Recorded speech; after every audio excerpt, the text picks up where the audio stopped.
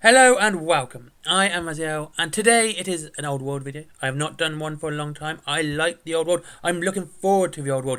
It has got me so excited seeing this news, and if you're excited too, especially if you want to do Dark Elves and play that PDF list, there is plenty of cheap stuff online. I mean, actually, it's pretty low price even for Games Workshop standards, which is never low price. So yeah, you can do a nice Dark Elf army there. There's some nice Empire stuff as well, like Flagellants, they're £20, and Dwarfs as well. So you got some nice stuff you can choose and get ready for when it drops. It's worth getting now because of course prices are going to rise like they always do, and it's worth getting. So, what have we got today? We have some rules, and it is the game structure. Well, it's exactly what everyone thought it was going to be. You have first turn phases, and there is no magic phase, which I'm very happy about. I always think it's weird to have a psychic or magic phase when it can be used for combat movement when it's needed to be used, rather than having to wait for, a phase just to use it. I've never been a fan of that. So yes, there's no magic phase. That has got me quite happy. There is a strategy phase, which is kind of weird to be honest with you, because it's not really a phase. It's like lots of different phases, and I'll explain that in a minute. So you have the strategy phase, which says during the strategy phase the active player attempts to cast enchantment or hex spells and make sure use of certain special rules before attempting to rally any fleeing units. The movement phase, okay, it's the movement phase. You start with a declaration of charges and of charge reactions. So there's some reactions here, which are not too bad. Then a movement of charging units. After this comes compulsory movement. Finally, any movement carried out. Okay, conveyance spells are cast here. Shooting phase. During the shooting phase, the active player shoots with those units in their army armed with missile weapons with their war machines and attempt to cast magic missile and magical vortex spells. And finally, it's a combat phase. During this phase, units fight in deadly hand-to-hand melee, and wizards attempt to fend off their attackers with assailant spells. Units that have been lost to combat may be driven back or become broken and flee. At the end of this phase, once all combats have been resolved, the active player turns ends. So yeah, it's exactly what everyone thought it was going to be. And I like the fact that magic is kind of very centre to this, as you see, because they've mentioned magic in every phase. And it's quite cool. Like, if you're going to enchant a weapon, you can do that in your strategy phase. That's pretty cool. Or curse your enemy with a hex. Fantastic. It also means you can use your psychology in the strategy phase as well. I like the fact, like I said, I like the fact that with magic it is more dedicated to the phase it's actually going to be used in, rather than having a phase for it. I've never liked a magic or psychic phase.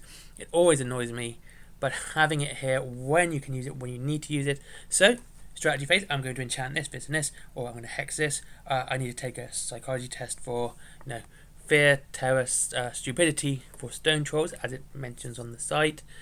And this is also when you bring in reinforcements like goblin fanatics. I mean, it's quite cool. Though I would say starter term might have been a better term for it. I like it, okay? And I think it's pretty good. I think it's well done.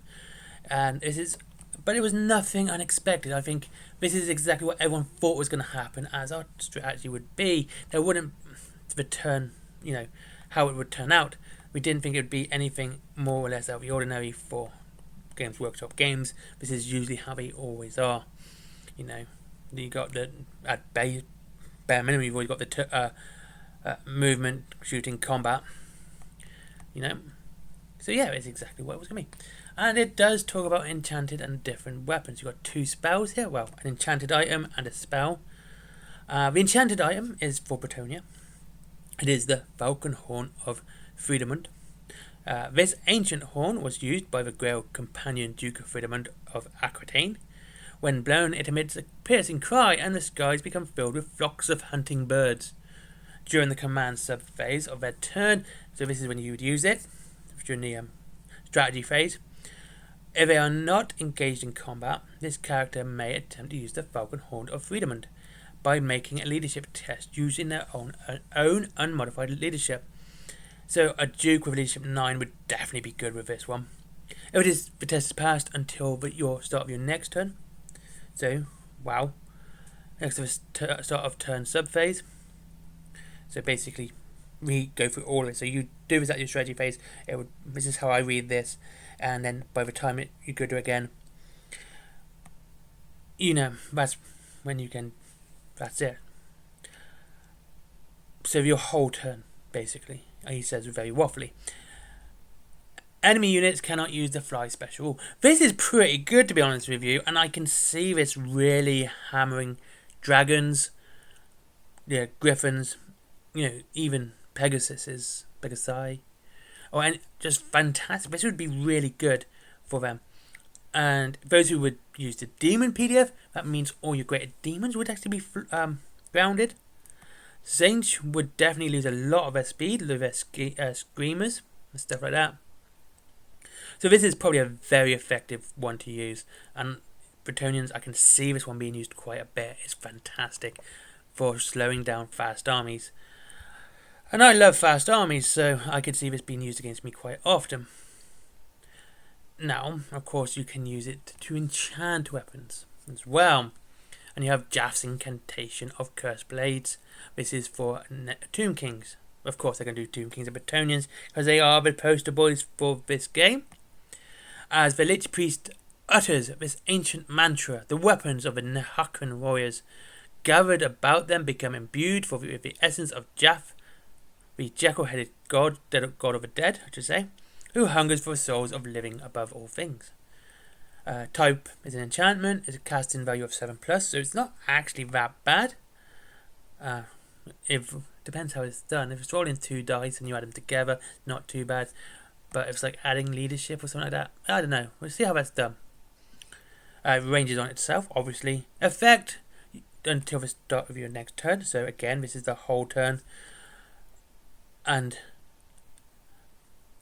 until your opponent's turn up. Obviously, it's until your opponent's turn, which is what I meant to say previously as well. Any friendly unit that has an Hurakan, Nehakran, oh god, it's such a bad word to say, undead special rule, but is within the cursed command range, may re-roll any rolls to hit of 1, which are natural rolls. So if it's a modifier to makes it down to 1, it doesn't count. It has to be a natural one. And of course, the final phase is rallying fleeing troops, which again, is pretty cool, and it's exactly what we thought it was going to be. I mean, this is nothing to be too shocked about. It's not too. I'm not that excited because it's something I expected more than anything else. If it was, it's completely different, I'd probably be able to make different comments. But it's what I thought it was going to be, and I like it. No magic phase, I'm happy with. There's, it's quite easy and simple layout. Though it does mean that I do think the strategy phase should have just been replaced with when it is written in the rules at the start of your turn. So that's it. But again, it does give you time to enchant weapons, which means a weapon is not enchanted straight away. You enchant it that once and that's it. And you've got to actually do it rather than have it there already done. Though you also have enchanted items as well. I quite like it. It's pretty cool. Yeah. I'm happy with today's news actually. I'm looking forward to more. Of course, it's coming out next year, which I'm really excited about. And it means people can get ready to play this. There are plenty of cheap armies you can get. And if you don't want to go Games Workshop, of course, there is other places as well. So my only thing at the moment I'm looking forward to is how do you actually build an army. That's what gets me more excited. I love planning that bit. And there you go. Thank you very much for watching. This has been a Old World Army video. I will talk about the Necron Lord tomorrow because I want to talk about him, and I want to talk about something which kind of covers all of Games Workshop models in total. Anyway, thank you very much for watching. Have a great day. I hope you enjoy your time. I'll see you all again soon. As always, there's a link to Whaling Games down below if you wish to save up to 20% off your Warhammer and free delivery after £20. There is Forbidden Planet for your comics, toys, plushies, etc., books, which is not Warhammer related, though they do Warhammer as well. There's my merchandise, which are cups, bags, stickers, t-shirts, everything everyone else does. All the art's done by me. The comic by me, I drew and wrote myself.